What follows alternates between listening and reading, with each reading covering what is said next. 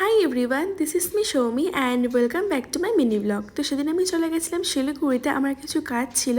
আর তারপর আমি চলে গেছিলাম দিদির বাড়িতে, সেদিন আমি ওখানেই ছিলাম। তো ফার্স্টে আমি গেছিলাম ক্যারেট লেনে, আমার কিছু কাজ ছিল, অ্যাকচুয়ালি কিছু জিনিস আমি কিনেছিলাম। তো সেটা নিয়ে কি হলো কি না হলো সবটাই আমি তোমাদের সাথে অন্য ব্লগে শেয়ার করব। তো সেই ভিডিওটা দেখতে হলে কিন্তু আমার চ্যানেলটাকে সাবস্ক্রাইব করতে হবে।